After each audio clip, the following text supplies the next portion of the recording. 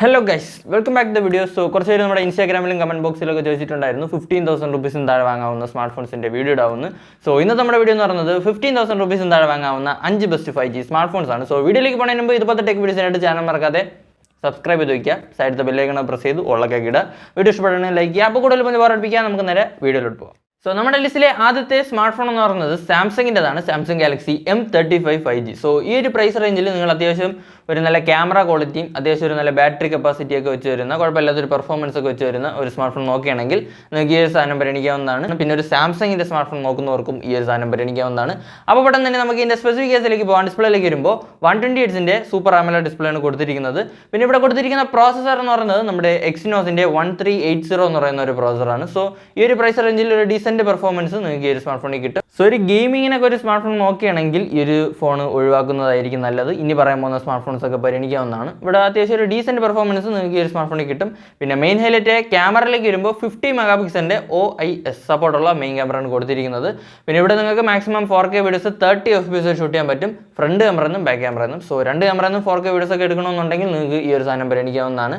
പിന്നെ ബാറ്ററിയിലേക്ക് വരുമ്പോൾ 6000 mAh ഒരു M1 ബാറ്ററിയൊക്കെയാണ് കൊടുത്തിരിക്കുന്നത്. 25 വാട്ട്സിൻ്റെ ചാർജറാണ്. ഔട്ട് ഓഫ് ബോക്സ് 140 ആണ് വരുന്നത്. സോ ഈ ഒരു പ്രൈസ് റേഞ്ചിൽ അത്യാവശ്യം ഒരു കിടിലൻ ക്യാമറ ക്വാളിറ്റിയും നല്ലൊരു ബാറ്ററി കപ്പാസിറ്റിയും ഡീസൻറ്റ് പെർഫോമൻസ് ഒക്കെ വെച്ച് വരുന്ന ഒരു സാംസങ്ങിൻ്റെ സ്മാർട്ട് ഫോൺ നോക്കുകയാണെങ്കിൽ നിങ്ങൾക്ക് ഈ ഒരു M35 പരിഗണിക്കാവുന്നതാണ്. സോ ഈ ഒരു സാധനത്തിൻ്റെ പ്രൈസിംഗിലേക്ക് വരുമ്പോൾ ഇതിൻ്റെ 6+128GB ROM വേരിയൻറ്റ് 14,999 ആണ് വരുന്നത്. സോ ഇതെല്ലാം കുറച്ചും കൂടെ ഒരു ബഡ്ജറ്റ് നിങ്ങൾക്ക് കൂട്ടാൻ പറ്റുമെങ്കിൽ സാംസങ്ങിൻ്റെ ഗാലക്സി M36 പരിഗണിക്കാവുന്നതാണ്. നമ്മുടെ M35 പഞ്ച് ഹോൾ ആണെങ്കിൽ ഈ ഒരു M36 U നോച്ചാണ് വരുന്നത്. ഇതിൻ്റെ 8+128GB ROM വേരിയൻറ്റ് 18,999 ആണ്. സോ നമ്മുടെ ലിസ്റ്റിലെ അടുത്ത സ്മാർട്ട് ഫോൺ എന്ന് പറയുന്നത് CMFൻ്റെതാണ്.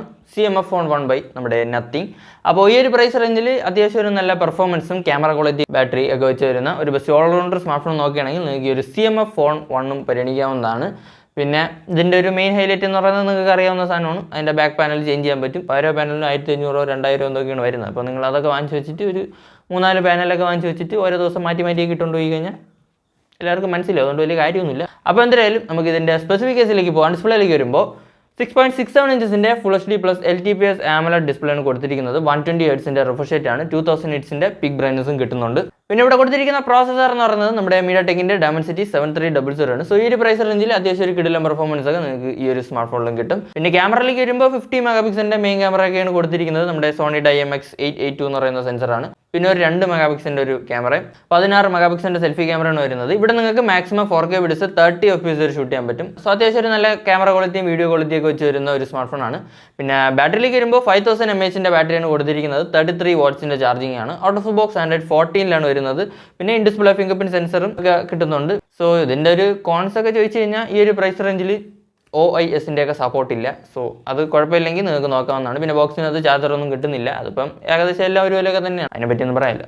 ചാർജറൊക്കെ വേണമെന്നുണ്ടെങ്കിൽ നിങ്ങൾക്ക് CMFൻ്റെ തന്നെ ചാർജറൊക്കെ വാങ്ങിച്ച് ഉപയോഗിക്കാവുന്നതാണ്. അപ്പോൾ നിങ്ങളൊരു ബെസ്റ്റ് പെർഫോമൻസിന് അത്യാവശ്യം ഒരു നല്ല ക്യാമറ ക്വാളിറ്റിക്കും വീഡിയോ ക്വാളിറ്റിക്കും ഒക്കെ വെച്ച് വരുന്ന, പിന്നെ ആ ഒരു ബാക്കിൽ പാനൽ ചേഞ്ച് ചെയ്യുന്ന പരിപാടി അതൊക്കെ വെച്ച് വരുന്ന ഒരു സ്മാർട്ട് ഫോൺ നോക്കുകയാണെങ്കിൽ നിങ്ങൾക്ക് ഈ ഒരു CMF Phone 1 by നമ്മുടെ നത്തിങ് നോക്കാവുന്നതാണ്. സോ ഈ ഒരു സാധനത്തിൻ്റെ പ്രൈസിങ്ങിലേക്ക് വരുമ്പോൾ ഇതിൻ്റെ 6+128GB ROM വേരിയൻറ്റ് 15,999 ആണ് വരുന്നത്. സോ ഒരു 1000 രൂപയും കൂടെ എക്സ്ട്രാ കൊടുക്കാൻ പറ്റുമെങ്കിൽ നിങ്ങൾക്ക് ഈ ഒരു CMF Phone 1 by നമ്മുടെ നത്തിങ് നോക്കാവുന്നതാണ്. സോ നമ്മുടെ ലിസ്റ്റിലെ അടുത്ത സ്മാർട്ട് ഫോൺ എന്ന് പറയുന്നത് വിവോയുടേതാണ്, വിവോ T4X. സോ ഈ ഒരു പ്രൈസ് റേഞ്ചിൽ അത്യാവശ്യം ഒരു കിടിലൻ പെർഫോമൻസും ഒരു നല്ല ക്യാമറ ക്വാളിറ്റിയും പിന്നെ അത്യാവശ്യം ഒരു നല്ല ബാറ്ററി കപ്പാസിറ്റിയും ഒക്കെ വെച്ച് വരുന്ന ഒരു സ്മാർട്ട് ഫോണാണ് നോക്കുന്നതെങ്കിൽ നിങ്ങൾക്ക് ഒരു വിവോ T4X പരിഗണിക്കാവുന്നതാണ്. അപ്പോൾ പെട്ടെന്ന് തന്നെ നമുക്ക് ഇതിൻ്റെ സ്പെസിഫിക്കേഷനിലേക്ക് പോകാൻ. ഡിസ്പ്ലേയിലേക്ക് വരുമ്പോൾ 120 Hzന്റെ full HD plus IPS LCD display ആണ് കൊടുത്തിരിക്കുന്നത്. ഇവിടെ കൊടുത്തിരിക്കുന്ന പ്രോസസ്സറും നമ്മുടെ MediaTekന്റെ Dimensity 7300 ആണ്. പിന്നെ ക്യാമറയിലേക്ക് വരുമ്പോൾ 50 മെഗാപിക്സലിൻ്റെ മെയിൻ ക്യാമറയൊക്കെയാണ് കൊടുത്തിരിക്കുന്നത്. 2 മെഗാപിക്സലിൻ്റെ ഒരു ക്യാമറയും പിന്നെ 8 മെഗാപിക്സലിൻ്റെ ഒരു സെൽഫി ക്യാമറയാണ് വരുന്നത്. ഇവിടെയും നിങ്ങൾക്ക് 4K വീഡിയോസ് ഒക്കെ ഷൂട്ട് ചെയ്യാൻ പറ്റും. സോ അത്യാവശ്യം ഒരു കിടിലം ക്യാമറ ക്വാളിറ്റിയും വീഡിയോ ക്വാളിറ്റിയൊക്കെ ഈ ഒരു സാധനത്തിലും കിട്ടും. പിന്നെ ബാറ്ററിയിലേക്ക് വരുമ്പോൾ 6500 mAh ഒരു M1 ബാറ്ററിയാണ് കൊടുത്തിരിക്കുന്നത്. 44 വാട്ട്സിൻ്റെ ചാർജിങ് ആണ്. ഔട്ട് ഓഫ് ബോക്സ് 115 വരുന്നത്. പിന്നെ സൈഡ് മൗണ്ടഡ് ഫിംഗർ പ്രിന്റ് സെൻസറൊക്കെ കൊടുത്തിട്ടുണ്ട്. സോ ഈ ഒരു പ്രൈസ് റേഞ്ചിൽ നേരത്തെ പറഞ്ഞ പോലെ തന്നെ ഒരു കിടിലൻ പെർഫോമൻസും ഒരു കിടിലൻ ക്യാമറ ക്വാളിറ്റിയും അത്യാവശ്യം ഒരു നല്ല ബാറ്ററി കപ്പാസിറ്റിയൊക്കെ വെച്ച് വരുന്ന ഒരു ബെസ്റ്റ് ഓൾറൗണ്ടർ സ്മാർട്ട് ഫോൺ നോക്കുകയാണെങ്കിൽ നിങ്ങൾക്ക് ഒരു വിവോ T4X പരിഗണിക്കാവുന്നതാണ്. സോ ഈ ഒരു സാധനത്തിൻ്റെ പ്രൈസിംഗിലേക്ക് വരുമ്പോൾ ഇതിൻ്റെ 6+128GB ROM വേരിയൻറ്റ് 13,999 ആണ് വരുന്നത്. നമ്മുടെ ലിസ്റ്റിലെ അടുത്ത സ്മാർട്ട് ഫോൺ എന്ന് പറയുന്നത് റിയൽമിയുടേതാണ്, റിയൽമി P3 5G. സോ ഈ ഒരു പ്രൈസ് റേഞ്ചിൽ നേരത്തെ പറഞ്ഞ പോലെ തന്നെ ഒരു ബെസ്റ്റ് ഓൾറൗണ്ടർ സ്മാർട്ട് ഫോൺ നോക്കുകയാണെങ്കിൽ ഈ ഒരു സ്മാർട്ട് ഫോൺ പരിഗണിക്കാവുന്നതാണ്. ഈ ഒരു പ്രൈസ് റേഞ്ചിൽ ഒരു കിടിലൻ പെർഫോമൻസും അത്യാവശ്യം ഒരു നല്ല ക്യാമറ ക്വാളിറ്റിയും വീഡിയോ ക്വാളിറ്റിയും പിന്നെ ഒരു നല്ല ബാറ്ററി കപ്പാസിറ്റിയും ഒക്കെ വെച്ച് വരുന്ന ഒരു സ്മാർട്ട് ഫോണാണ്. അപ്പോൾ പെട്ടെന്ന് തന്നെ നമുക്ക് ഇതിൻ്റെ സ്പെസിഫിക്കേഷനിലേക്ക് പോകാൻ. ഡിസ്പ്ലേയിലേക്ക് വരുമ്പോൾ 120Hz Pro XDR AMOLED ഡിസ്പ്ലേക്കാണ് കൊടുത്തിരിക്കുന്നത്. ഇവിടെ കൊടുത്തിരിക്കുന്ന പ്രോസസർ എന്ന് പറയുന്നത് നമ്മുടെ സ്നാപ്ഡ്രാഗന്റെ 6 Gen 4 ആണ്. സോ ഈ ഒരു പ്രൈസ് റേഞ്ചിൽ ഒരു കിടിലൻ പെർഫോമൻസ് ഒക്കെ നിങ്ങൾക്ക് ഈ ഒരു സ്മാർട്ട് ഫോണിലും കിട്ടും.